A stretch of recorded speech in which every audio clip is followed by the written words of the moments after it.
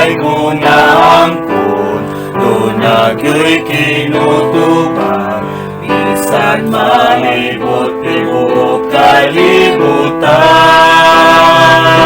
Aman dili makakumbas sa dugo niyang gihagas, o dili yun kabayran, o dili yun kabayran, ang kamatayon ni Jesus sa Kalbaryo. O dili yun kabayran, ang dugo niyang baraan, nga giulat sa atong kalwasan.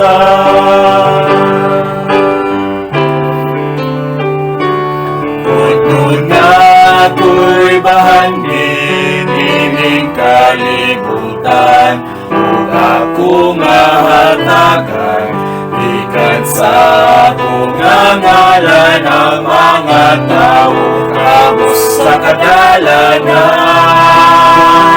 Apan kini walay pulos, kay siya makatuhos, o dili gyud kabayran, o dili gyud kabayran, ang kamatayon ni Jesus sa Kalbaryo.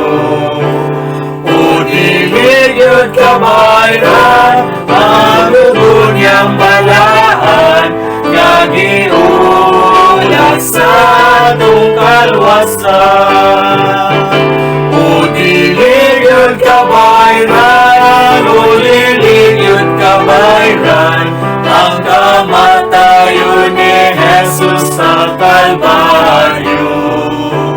O dili yun kabayran, ang dugo niyang balaan, nga giulat sa atong kalwasan, nga giulat sa atong kalwasan, nga giulat sa atong kalwasan.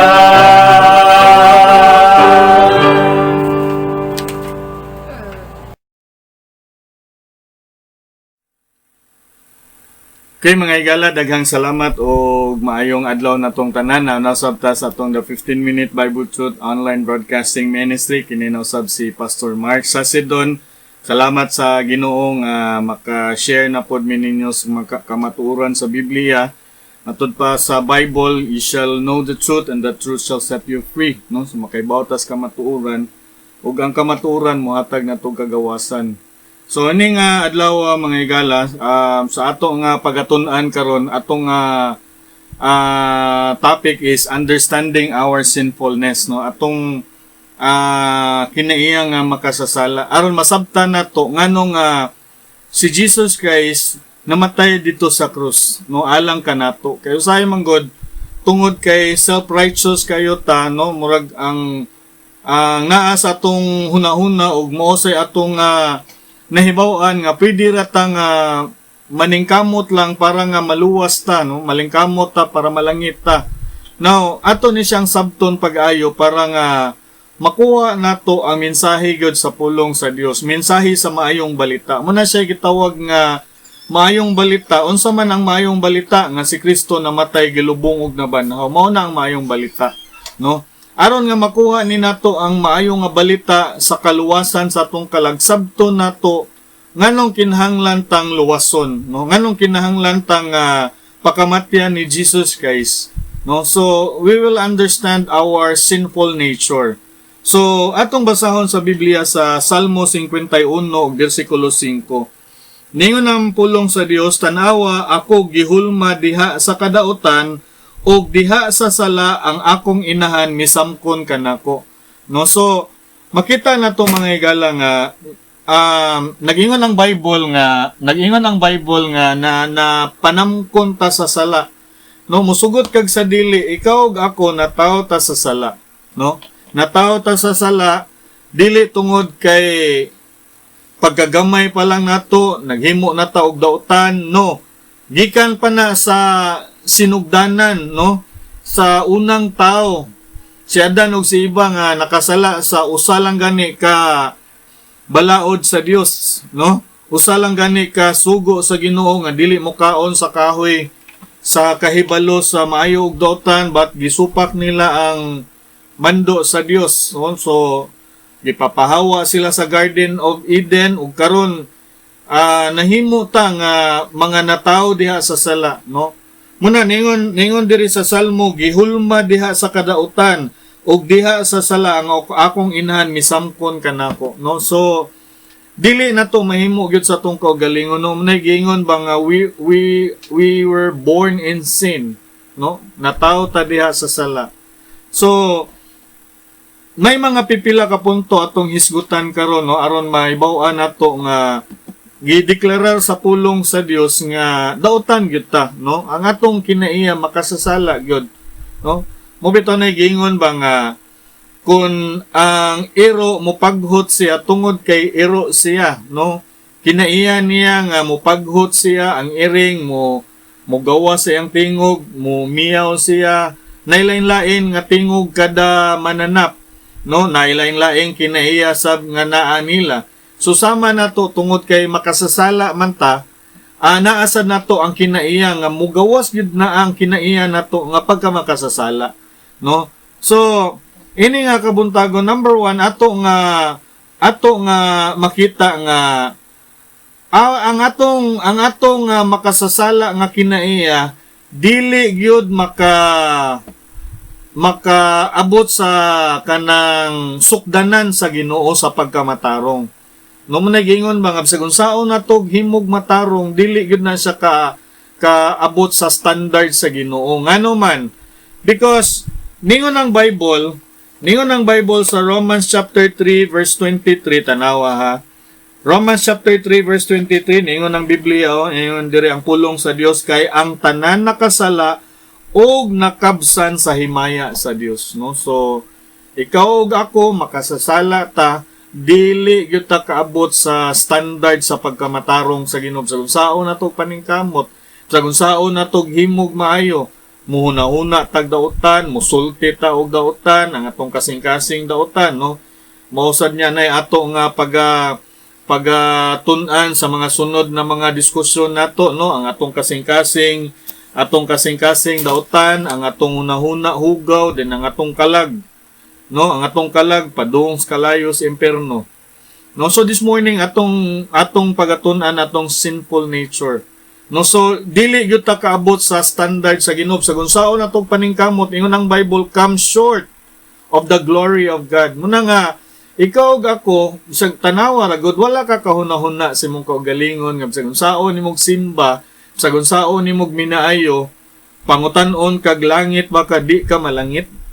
Di ka siguro langit, no? Ngano man na siya, because dili gyud kaabot ang atong standard, no? Mo bitaw ningon ang Job chapter 14 and verse number 4 atong basahon sa Job, no? Kapitulo 14 versikulo 4. Job 14 versikulo 4 ningon diri, si kinsa ang makapagawas og usa ka hinlo nga butang gikan sa usa ka mahugaw, wala bisan usa, no? Kinsa kunoy makapagawas og limpyo nga butang gikan sa hugaw, no? Parehaan ang kanal, sa gunsaon nimo limpyo na kay kanal na di na pwede mainom, no? So kita bisag unsaon nato paningkamot mugawas gyud ang atong pagkamakasasala, no? Mugawas gyud ni atong dautan nga kinaiya, mugawas gyud ni atong kanang atong masalanon nga kinaiya, no? Di gyud siya kaabot. Mo bitaw sa Isaiah kapitulo 64, Isaiah chapter 64 verse 6. Unsay gingon sa Biblia, Isaiah 64 versikulo 6. Ningon diri, apan kaming tanan ingon sa usa ka mahugaw nga butang, ang tanan namong mga pagkamatarong ingon sa hugaw nga mga trapo, ug kaming tanan na laos ingon sa usa ka dahon, ang among kadautan sama sa hangin mipalid kanamo, no? Ang ato kunong pagkamatarong is as filthy rags, hugaw nga trapo, no? Sag unsaon natog pahid, hugaw gyud siya.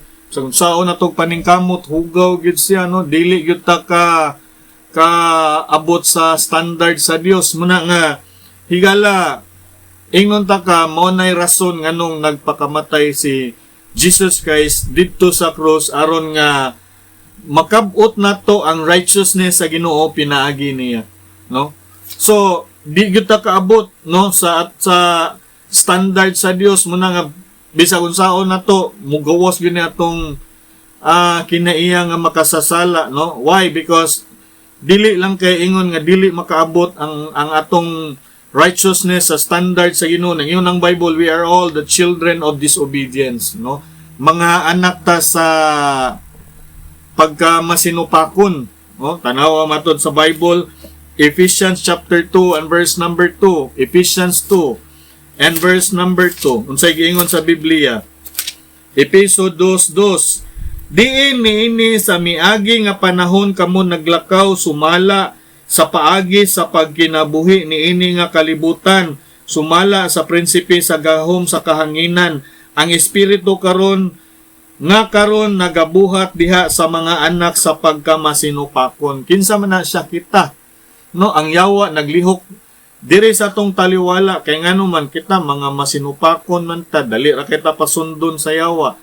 Di ganita mauwaw mamakak, di ganita mauwaw mangila, di ganita mauwaw mohimo og dautan, no? Di ganita mauwaw musupak sa tong ginikanan, di ta mauwaw mohimo og mga butang nga sala atubangan sa Dios. Ngano man iyon ang Biblia o mga anak masinupakon, no? Mga anak sa pagka masinupakon. Mo na nga mga igala, mo na ang atong kinaiya, no? And then dili lang kay anak sa pagkamasinupakon, ingon ang Biblia, ulipon ta sa sala, no?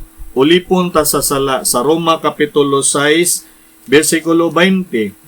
Romans chapter 6 and verse number 20. Awa. Ingon diri ang pulong sa Dios kaysa diha nga kamo mga sulugoon sa sala, kamo gawas nun gikan sa pagkamatarong. Kinsay gasulti ana pulong sa Dios. So dili nato malalis o dili nato malilong mga igala nga sa mata sa Dios mga ulipon ta sa sala, no? Nga bisag unsaon nato og himo og maayo ang dautan gyud mo'y magawas. Gani sa Apostol Pablo ni recognize siya ana nga mao nga kinaiya nato nga maayo iyang gusto buhaton pero ang dautan mo'y mulabaw sa iyahang kinabuhi. Si Apostol Pablo ni recognize man gani anak kita noon dili, no? Tanawa sa Roma kapitulo 7, Romans chapter 17 and verse number Romans chapter 7 verse 20. Unsay giingon ni Apostol Pablo? Karon kun ako nagbuhat ni anang dili nako buot, dili na ako ang nagbuhat niini apan ang sala nga nagapuyo dinhi kanako. Unya ako nakakaplag og usa ka balaod nga sa diha nga ako buot mubuhat og maayo ang dautan ania uban kanako, no? Ang dautan ania uban kanako. So unsaon na to mga igala? Muna giingon ba nga di gyud ta kalikay makahimo gyud tag sala. Mayon ka pastor makasala paday ka, yes kita tanan makasala ta, no? Ang nakalahian lang nga kung ikaw luwas na ikaw iyahana sa Dios, ingon ang Bible, makapanghinulsol ka, isugid nimo imuhang sala ngadto direkta sa Dios, dili ngadto sa tao, no? So we are servants of sin, no? Muna ingon nga kung ulipon gani ka, unsay imando sa imuhang amo, musugot gyud ka, no? Musugot gyud ka. Muna nga kita sa diha nga wala pa tay luwas, wala pa ta naluwas, wala pa si Kristo sa tong kasing-kasing, ulipon ta sa sala, no? Dili gyud ta ka batok sa sala, no? Dili ta kalihay or dili nato mabuntog ang pagmando sa sala kay igala ingon ta ka kani nga lawas ni sa sala, no? Muuyon gyud ni sa kalibutan. But salamat sa Ginoo nga sa diha nga maluwas ka, sa diha nga mudawat ka ni Jesus Christ nga imong manluluwas, tagaan tag biusnon nga kinaiya. Unsa man ang biusnon nga kinaiya, pastor? Atong basahon sa ikaduhang Pedro kapitulo 1, no? Ikaduhang Pedro kapitulo 1, no? Gitagaan ta, gipaambit tag biusnon nga kinaiya. Awa. Ningon diri sa bersikulo 4, pinaagi nini gihatag nganhi kanato ang nanghingapin kadako o kabililhon nga mga saad aron pinaagi nini kamo mahimong mga umaambit sa Dios nung kinaiya nga nakalingkawas na sa pagkadunot nga naa sa kalibutan pinaagi sa pangibog. So the moment day mga higala nga nidawat ka ni Jesus Christ nga imuhang manluluwas, imo siyang gihimo nga manluluwas sa imuhang kinabuhi, nga imo siyang angkunon nga imuhang manluluwas og imo nang talikdan ang imong sala, ng imo nang Biblia, gipaambit ta og Dios nun nga kinaiya. So sa atong kinabuhi, sa diha nga naluwas ta, duha na ka kinaiya ang naa nato, tawhanon nga kinaiya ug Dios nun nga kinaiya. No? So, kanang duha, mag-away na siya diri sa sulod nato, mo bitaw na nga makita ka nga kung ang tao naluwas na, ang tao nga mi dawat ni Ginoong Hesus nga iyang manluluwas na born again siya, makaingon ta ba nga nausab na lagi na siya, no? Nanalagi kabag-uhan sa iyang kinabuhi, no? Nanalagi mulikay na lagi na siya og sala, no? Di na siya moinom, di na siya magsugal, di na siya mohimog mga dautan, musimba na siya, magbasa na siya Bible, ngano man kay ang Dios nun nga kinaiya naman ang mitigbabaw, milabaw sa iyahang kinabuhi, no? Kay sa una baliwa raman na natog nahubog tag asa ta ni suka, asa ta ni lingkod, baliwa ra na natong manigarilyo, manugal, manghilabot og mga butang nga dili ato, baliwa ra na natong tanang dautan, ngano man gisugo man ta sa kinaiya nato nga dautan. But the moment na luwas ta, gitagaan ta sa Dios og Dios nun nga kinaiya, mo nagingon nga ang mutigbabaw na nato ang Dios nun nga kinaiya.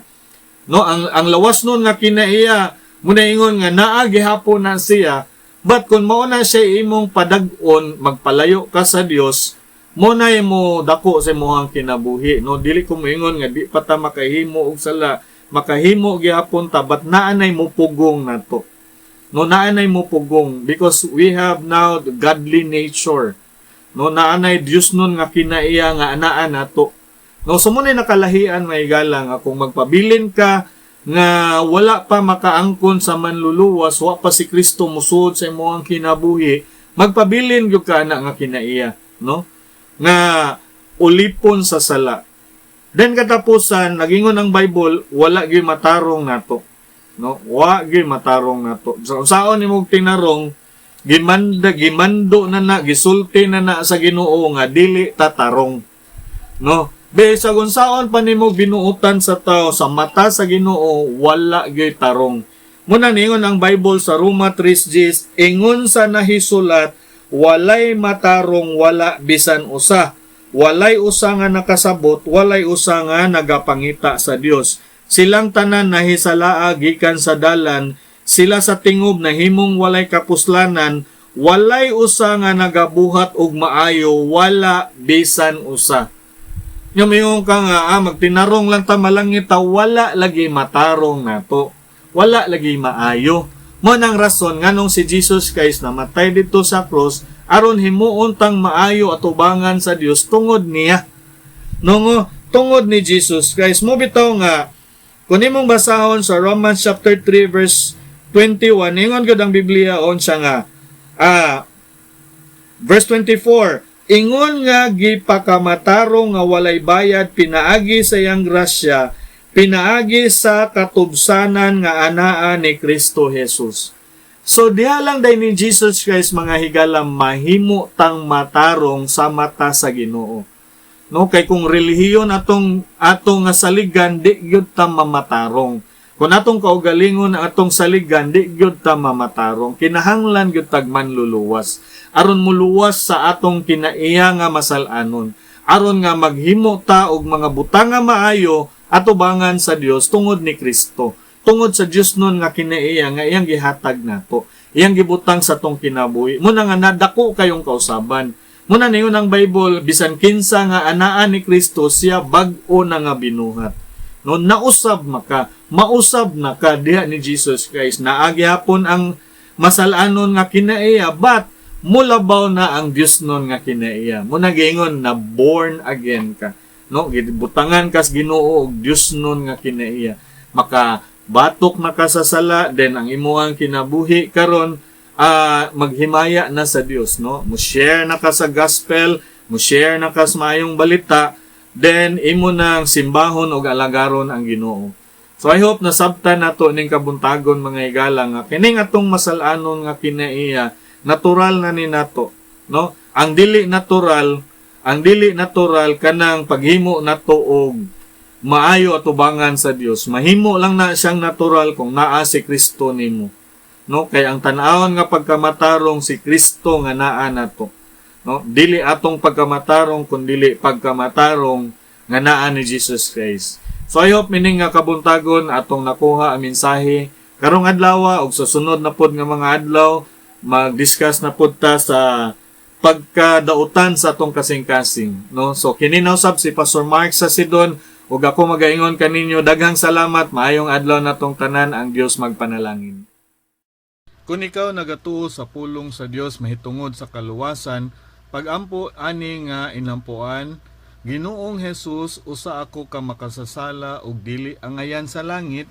Salamat sa imong kamatayon didto sa krus alang sa kabayaran sa akong sala. Pasaylo ako sa akong mga sala ug akong angkunon si Ginoong Jesus nga akong manluluwas. Pasudla si Ginoong Jesus sa akong kasing-kasing kay gusto kong malangit.